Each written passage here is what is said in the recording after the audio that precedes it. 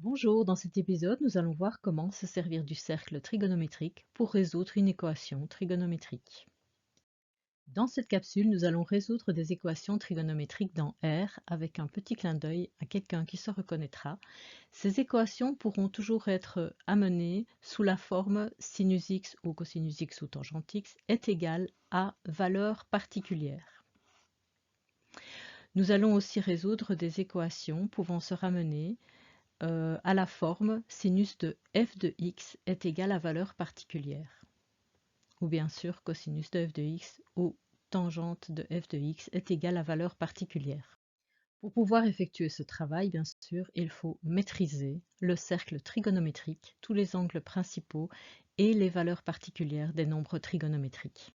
Premier exemple, 2 sinus x est égal à 1. C'est équivalent à dire, si on divise par 2 de chaque côté, que sinus x est égal à 1 demi. On reconnaît une valeur particulière du sinus, donc sinus est égal à 1 demi, correspond sur un tour à deux valeurs, celle de pi sur 6 ou de 5 pi sur 6. Nous pourrons donc noter que si sinus x est égal à 1 demi, alors c'est équivalent à dire que x est égal à pi sur 6 plus k de pi, une infinité de solutions, ou x est égal à 5 pi sur 6 plus k de pi. Nous aurons donc l'ensemble de solutions dans R qui est égal à pi sur 6 plus k de pi, union l'ensemble qui comprend toutes les valeurs 5 pi sur 6 plus k de pi, et nous n'oublierons pas de préciser que k est un entier relatif. Vérifions nos solutions graphiquement en calculant quelques valeurs. Donc nous avons pi sur 6 plus k de pi. Si k vaut moins 1, nous avons moins 11 pi sur 6. Si k vaut 0, pi sur 6. Et si k vaut 1, 13 pi sur 6. Deuxième partie des solutions, 5 pi sur 6 plus k de pi. Si k vaut moins 1, nous avons moins 7 pi sur 6. 5 pi sur 6 si k vaut 0. Et si k vaut 1, nous avons 17 pi sur 6. Observons le graphique. Nous avons ici le graphique de la fonction y est égal à 2 sinus x.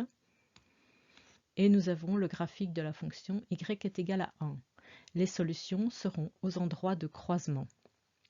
Alors, nous avons une première solution ici qui est pi sur 6. Donc, premier endroit de croisement. Et nous avons sur du tableau vert deux solutions qui sont moins 7 pi sur 6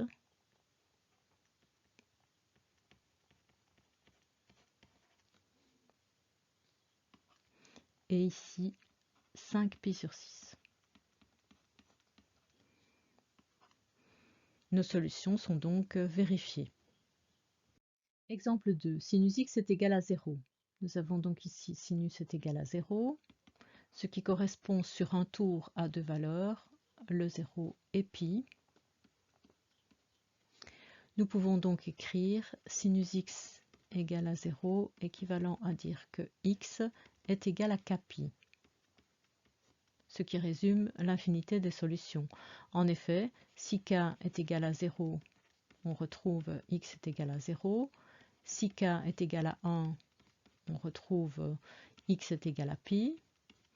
Si k est égal à 2, x est égal à 2pi et on se retrouve donc sur ce point représentatif.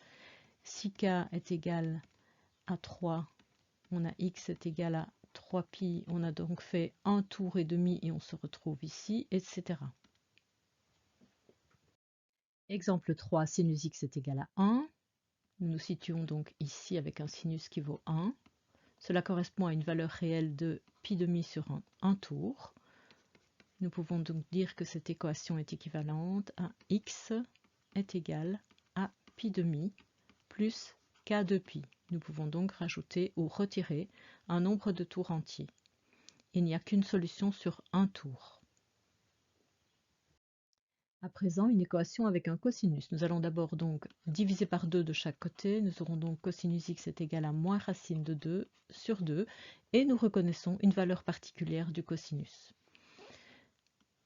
Nous avons donc ici le cosinus est égal à moins racine de 2 sur 2, ce qui correspond à des valeurs de 3π sur 4 et de moins 3π sur 4, puisque deux angles opposés ont le même cosinus.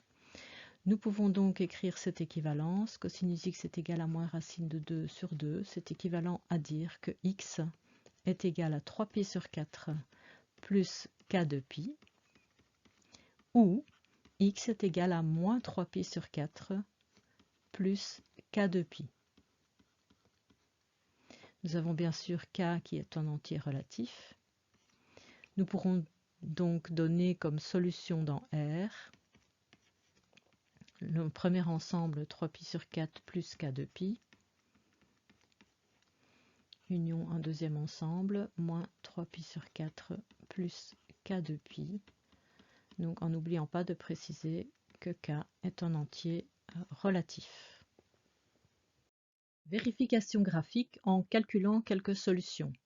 Nous avons ici donc 3π sur 4 plus k de pi, et ici moins 3π sur 4 plus k de pi. Nous pouvons donc calculer si k vaut moins 1, nous aurons moins 5π sur 4. Si k vaut 0, 3π sur 4. Si k vaut 1, 11π sur 4. Pour l'autre partie des solutions, si k vaut moins 1, nous trouverons moins 11π sur 4. Nous trouverons moins 3π sur 4. Et 5π sur 4 si k vaut 1. Alors nous allons vérifier les endroits de croisement des deux graphiques. Donc le graphique de y est égal à 2 cosinus x et celui de y est égal à moins racine de 2. Nous allons retrouver 3π sur 4. Donc premier endroit de croisement. 3π sur 4. Nous allons aussi dans les solutions bleues retrouver ici un deuxième endroit de croisement qui est moins 5π sur 4.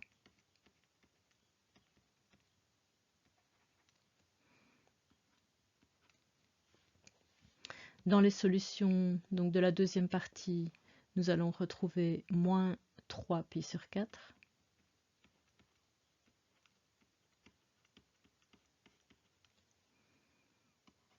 Et nous allons retrouver 5π sur 4.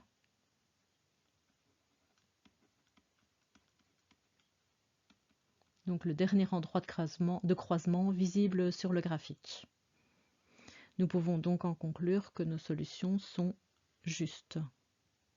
À présent, un exemple avec une tangente. Attention, qui dit tangente dit condition d'existence. Nous aurons l'argument de la tangente qui doit être différent de pi demi plus kpi. Nous devons éliminer toutes les valeurs, donc l'infinité des valeurs dont les points représentatifs se trouvent là ou là. Alors, tangente x est égale à moins 1. Nous avons donc une valeur particulière de la tangente qui se trouve ici. Elle correspond à deux valeurs sur un tour, 3π sur 4 et moins π sur 4. Nous pouvons dire que cette équation est équivalente à x est égal à 3π sur 4 plus kpi.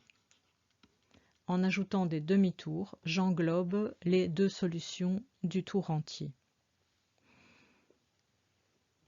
Un petit peu plus compliqué à présent. Donc la première chose à faire quand on voit cette équation, c'est de diviser par 2 de chaque côté de l'égalité, ce qui nous donne sinus de 3x plus pi sur 4 est égal à racine de 3 divisé par 2. Nous reconnaissons ici une valeur particulière du sinus. Donc dans le cercle, nous nous situons ici. Sinus est égal à racine de 3 sur 2, ce qui correspond à deux solutions sur un tour. C'est pi sur 3 et 2π sur 3.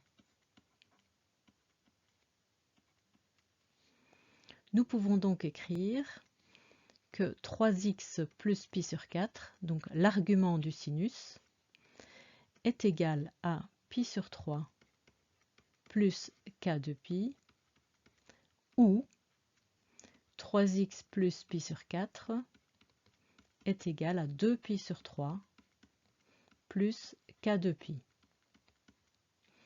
Tout cela est équivalent à dire que 3x est égal à pi sur 3 moins pi sur 4, donc je vais enlever pi sur 4 de chaque côté de l'égalité.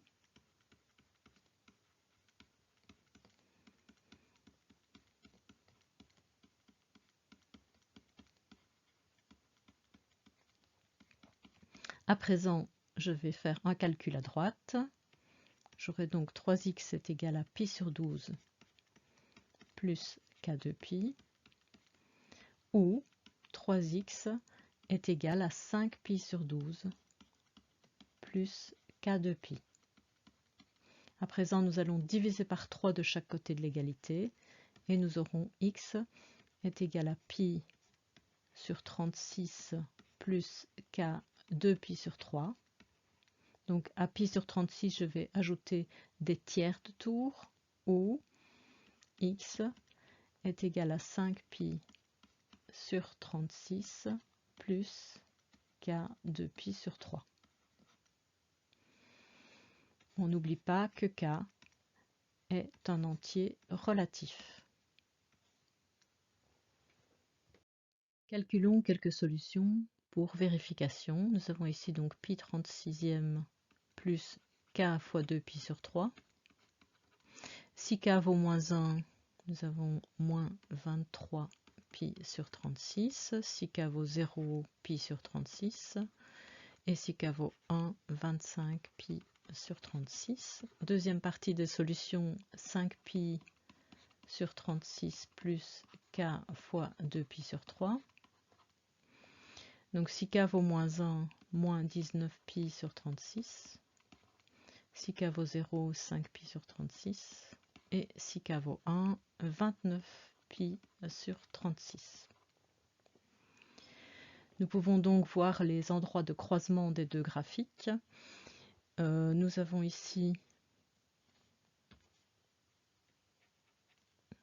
donc le moins 23 pi sur 36, première solution, donc c'est OK. Nous avons ici pi sur 36. Et ici, nous avons 25 pi sur 36. Ces solutions sont vérifiées. Deuxième partie des solutions, nous avons ici moins 19 pi sur 36. Nous avons 5 pi sur 36. Et enfin 29 pi sur 36. Voilà, nos solutions sont vérifiées.